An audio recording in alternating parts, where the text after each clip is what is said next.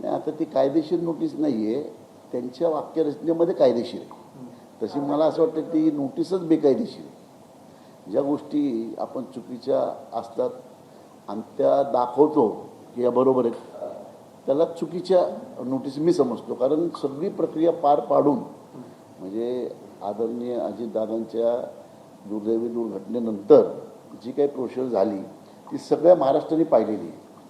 सगळ्या महाराष्ट्राने पाहून सगळ्यांनी एक समोर सगळ्या पक्षाचे नेते, सगळ्या पक्ष अध्यक्ष करण्यासाठी जे काही लागतं, मतदान असेल, प्रोसेस असेल, कागदोपत्र, ही सगळी पूर्ण करून नंतर त्यांना अध्यक्ष डिक्लेअर करण्यात आलेले. आणि ह्या अशा गोष्टी असतात, ते छत्तीसगडचे सिनामोन हे काय असंतुष्ट आत्मे काही जे राज्यात आहेत त्या आत्म्यांनी छत्तीसगडच्या परराज्यातल्या माणसाला, अमराठी माणसाला आणि परराज्यातल्या माणसाला धरून असं खांद्यावर बंदूक टाकून काहीतरी, हे एकदमच खालच्या दर्जाची आणि फालतू गोष्ट. ही कायदा आपल्या जागी असतो आणि कायद्याने कुठलीही कमतरता, कुठलीही उणीव न ठेवता ही प्रक्रिया पूर्ण झालेली आहे. आणि मला वाटत नाही की याच्यातून काही निष्पन्न होईल आणि काही फक्त हे तात्पुरतं चर्चेचा विषय राहील आणि थोडंसं इमोशनली बाबा कुठेतरी वाईट वाटेल यांना, मग काहीतरी आपल्या पोळ्या शेकल्या जातील असं काय असंतुष्टांना वाटतं. पण यातून काही निष्पन्न होणार नाही असं मला तरी वाटतं.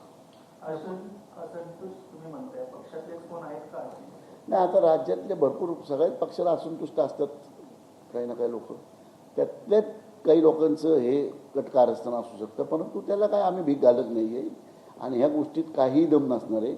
हे मीडियाला चर्चेसाठी आणि सिनाला महाराष्ट्रामध्ये कुठेतरी फोकस व्हावं असं वाटत असेल, त्यामुळेच या गोष्टी, बाकी काही ह्याच्यात तथ्य नाही. नाना, गेल्या काही दिवसापासून राष्ट्रवादीत प्रफुल्ल पटेल, सुनील तटकरे नाराज आहेत. पार्थ पवार यांची कार्यपद्धती थोडीशी ह्याची आहे, म्हणजे वेगळी आहे अजितदादापेक्षा, याच्यामुळे ही नाराजी वाढली अशी एक चर्चा आहे. त्याच्यातून हे पत्र आलं का? मग नाही, बघा, ह्या पत्रातनं त्या नाराजीबद्दल मला तरी काही माहिती नाही. म्हणजे आता सुनील तटकरे यांना मी नेहमी भेटतो, म्हणजे आमच्या प्रदेशाध्यक्ष आता आहेत ते. प्रफुल्ल पटेलला मी 4-5 वेळा भेटलो. कुठे त्यांना असं बॉडी लँग्वेजवरनं किंवा बोलण्यातनं कुठं त्यांचं नाराजी दिसली नाही.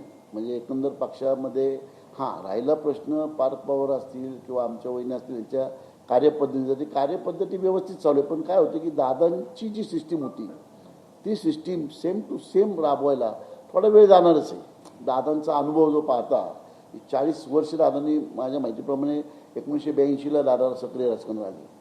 म्हणजे 18 आणि 26 जवळजवळ 44 वर्ष जे व्यक्तींनी पूर्ण महाराष्ट्र पिंजून काढला होता, ज्या व्यक्तीला घराघरात पोचले होते दादा, आणि त्या पद्धतीने तुम्ही लगेच दुसऱ्या दिवशी म्हणताल की दादांची पद्धत पारदादांना किंवा वहिनींकडे आली पाहिजे, तर थोडा वेळ लागेल या गोष्टीला. आणि त्यांची कार्यपद्धत चुकीची अशी, मी बऱ्याच मिटिंगमध्ये असतो, बऱ्याच मिटिंगमध्ये होतो, तर मला कार्यपद्धत चुकीची वाटत नाही. परंतु दादांची जी वर्किंग स्टाईल आहे त्या पद्धतीने हळूहळू बघा सगळं त्या पद्धतीने येणाऱ्या 6 महिन्यात आत्ता असं दुर्घटनेतनं एकदम एका स्त्रीनी संपूर्ण सगळं दुःख सोडून ते राज्याच्या राजकारणात सक्रिय झाल्यात. एक पार्थदादांचं, जयदादांचं वय पाहता या कुटुंबाला इतका मोठा आघात झाल्यानंतर हे उभे राहिलेत. म्हणजे आपण पाहिलं असेल की बाबा जेव्हा इंदिरा गांधींची हत्या झाली तेव्हा राजीव गांधी आले, लगेच हे झालं, सक्रियता झाली त्यांची. त्याच पद्धतीने वहिनींचे असेल, पारदाचे सक्रिय लगेच झालेत ते. आता त्यांना दादांसारखं म्हणजे अजितदादांसारखं होण्यासाठी थोडा वेळ लागेल. पक्ष संघटना समजून घेणे, महाराष्ट्र पूर्ण समजून घेणे, तर लगेच तुम्हाला जर अपेक्षा असतील ना दादांसारखे जे पळाले पाहिजे, दादांसारखे जे, हळूहळू सगळ्या गोष्टी होत्या. आत्ता दुर्घटनेतनं 3-4 महिने गेले, लगेच अधिवेशन लागलं. मग अधिवेशन झाल्यानंतर आता कुठंतरी बघा ग्रीप मिळेल. आणि सगळे माझ्या माहितीप्रमाणे सुनील तटकरे असतील, प्रफुल्ल पटेल साहेब असतील किंवा भुजबळ साहेब असतील, तुमचे नरहरी झिरवळ असतील किंवा आमच्या पक्षातले जे जे नेते आहेत ते सगळे तुम्हाला येणाऱ्या 6 महिन्यामध्ये पूर्ण महाराष्ट्र पिंजून काढतील आणि पक्ष कसा पुढे वाढेल. येणाऱ्या जिल्हा परिषदच्या निवडणुका आहेत बऱ्याचशा, त्या जिल्हा परिषद निवडणुकांची आम्ही इंटरनल तयारी केलेली आहे. ते तुम्हाला येणाऱ्या 6 महिन्यात संपूर्ण महाराष्ट्र सगळा पक्ष एक दिलानी आमच्या घटक पक्षाबरोबर आणि वाढ कशी होईल आणि आमची वाढ कशी होईल ह्या दोन्हींचं ताळमेळ धरून आम्ही आमची रणनीती आखलेली आहे. ती लवकर लवकर सगळ्यांना ती कळेल. पण दादांच्या निधनानंतर कुठेतरी वैद्य सुनेत्रा पवारांना अडचणीत आणण्याचं काम केलं जात आहे, ज्या पद्धतीने हे सगळं सुरू आहे.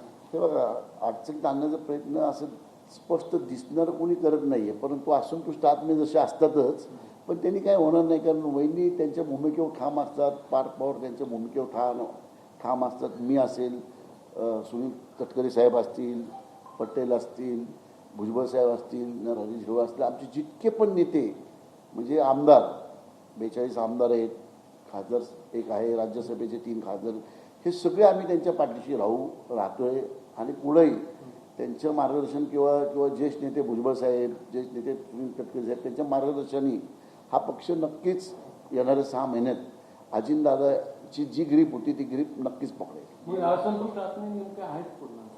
आता कसं आहे माहिती आहे का, आपण आता याचा छडा लागेलच, म्हणजे लवकर लागेल. याचा छडा लावण्याचीला पण एक आम्ही टीम तयार करतो आता, की बाबा हे कशा करता आणि कोण करते.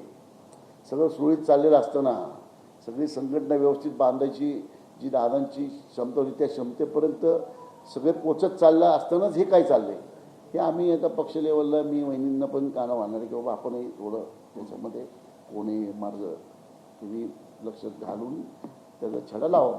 गेल्या काही दिवसापासून दोन्ही राष्ट्रवादी एकत्र येणार किंवा जी मंत्रिपदाची चर्चा आहे त्या संदर्भात काय सत्य आहे का, किंवा आता तुम्ही नवीन ते सगळं काय सुरू आहे का आतमध्ये? आता आतमध्ये अशी चर्चा कुठली आमच्याकडं आमच्या पक्षात तर नाही आहे. म्हणजे अजितदादांच्या राष्ट्रवादी पक्षामध्ये तर ही विलीनीकरणाची चर्चा बिलकुलच नाही आहे अजून तरी, आत्ता तरी माझ्या कानावर नाही आली. आता वरिष्ठ लेवलला जर काही असेल तर मला नक्कीच माहिती आहे, अजून माझ्या कानावर तरी नाही. पण नाना, तुमचे आणि पवार फॅमिलीचे संबंध लक्षात घेता भविष्यात तुम्ही जर समजा पक्ष दोन्ही पक्षांकडून दिसले तुम्ही पुढाकार घेणार काय? बघा, मला आत्ता माझ्या माहितीप्रमाणे मला आत्ता 40 दिवस झाले पक्षात. ते 40 मध्ये 6 दिवस मी दुबईला होतो, त्यामुळे मला एवढी मोठी जबाबदारी पेलवणार नाही. मला नाही वाटत ती पेलवेल. तटकरे साहेब आहेत, भुजबळ साहेब आहेत, प्रफुल्ल पटेल आहेत, स्वतः वहिनी आहेत, हे मातंबर नेते आमच्याकडं ज्यांना 50-50, 40-40 वर्ष अनुभव आहे, असे नेते ते बसून निर्णय घेतील या गोष्टी जर का काही मनात असेल त्यांच्या. तर जबाबदारी काय, पण तुमच्याकडे आता पक्ष तुम्ही म्हटलं 40 दिवस झाले, पक्षाची नेमकी काय जबाबदारी? आता मी पक्षामध्ये आलो आणि निवडणुका लागल्या आमच्या विधान परिषद स्थानिक स्वराज्याच्या. त्या निवडणुकीत माझे 6-7 दिवस गेले. त्याच्यानंतर राज्यसभेची निवडणूक आली, त्याच्यात माझे 4-5 दिवस गेले साहेबांबरोबर, म्हणजे भुजबळ साहेब, मी, प्रफुल्ल पटेल, तटकरे साहेब आणि वहिनी, आम्ही पारदादा सगळे. त्याच्यानंतर अधिवेशन लागलं आणि आमचे जे काही आता पदवाटप आहेत, जसे की जवळजवळ 33-34 महामंडळ आहेत, तुमचं महिला अध्यक्ष आहे, अल्पसंख्याक अध्यक्ष आहे, युवक अध्यक्ष आहे, 2 मंत्रिपदं रिकामी आहेत. ही जी आमच्या जवळजवळ 45-50 पदं जी आहेत ही सगळी भरताना त्याचा विचार केला जाईल की पक्षश्रेष्ठी माझ्या बाबतीत काय निर्णय घेत आहेत, मला काय भूमिका देत आहेत, जी ते भूमिका देतील ते मी योग्य रीतीने आणि पक्षाच्या भल्यासाठी त्याचा वापर करेन.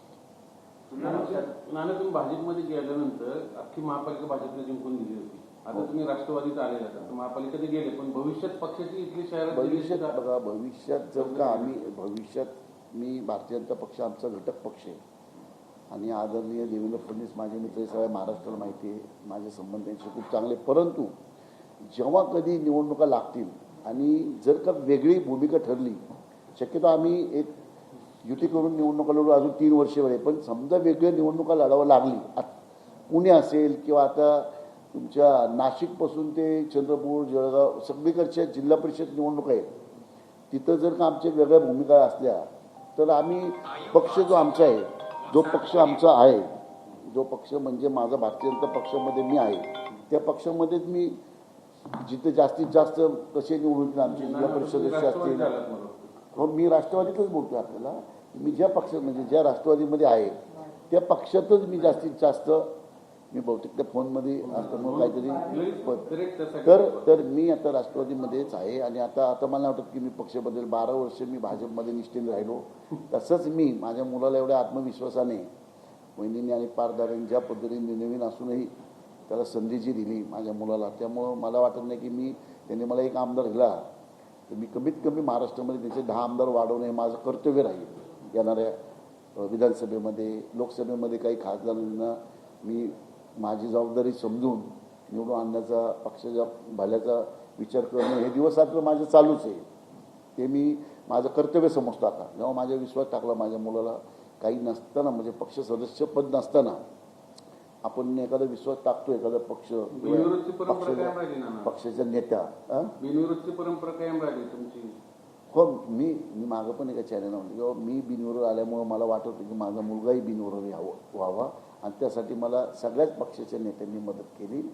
म्हणजे एकनाथ शिंदे साहेब असतील, पवार साहेब असतील, आपले आदरणीय शरद पवार, सुप्रियाताई असतील किंवा आमचे देवेंद्र फडणवीस असतील, सगळ्यांनी आपापल्या पद्धतीने इथं माघार घेण्यास सगळ्यांनी सांगून मला जे सहकार्य केले त्याबद्दल मी सगळ्यांचे आभार मानलेलेच आहेत.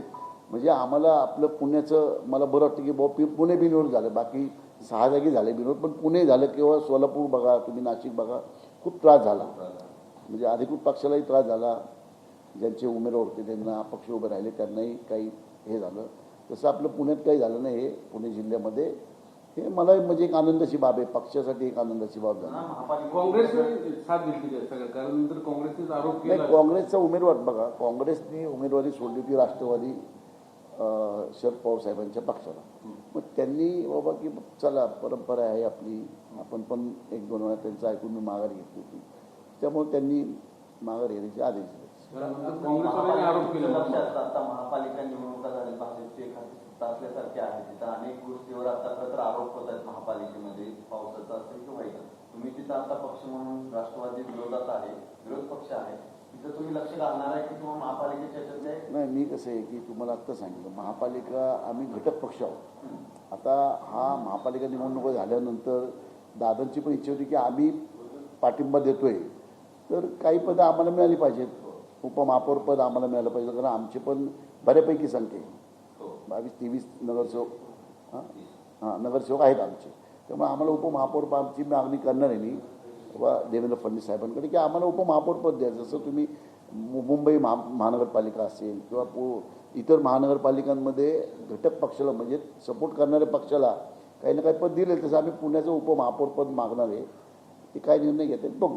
तुम्ही मोठी मागणी करताय, तुम्ही आता उपमहापौर पद मागताय, तुम्ही सत्तेमध्ये सहभागी होणार म्हणजे हो. पुण्यामध्ये आम्ही सत्तेमध्ये आम्ही आत्ता विरोधात नाही, आम्ही घटक पक्ष म्हणून त्यांना सपोर्ट करतो. आम्ही आम्ही काय अजूनपर्यंत कुठल्या विरोध केलेला नाही. आम्ही तेच सांगणार आता किंवा आम्हाला उपमहापौर पद द्या. सत्तेत म्हणजे माझी इच्छा आहे.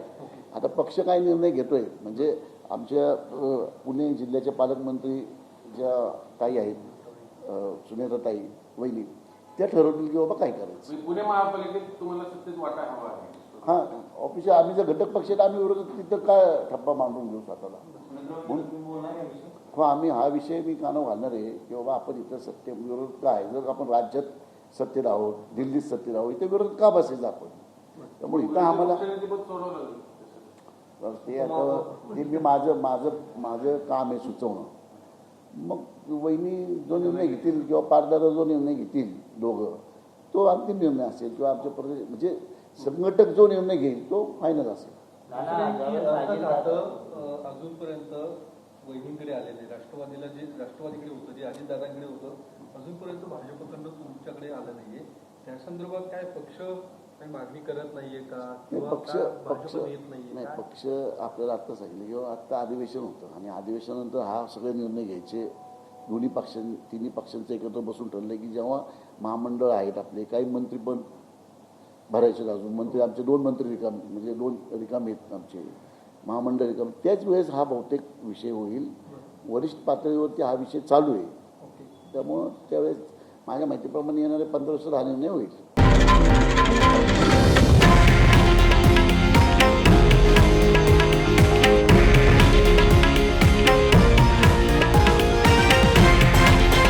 हे आहे देशातील नंबर 1 न्यूज नेटवर्क आणि आपण पाहत आहात TV9 मराठी, एकमेव.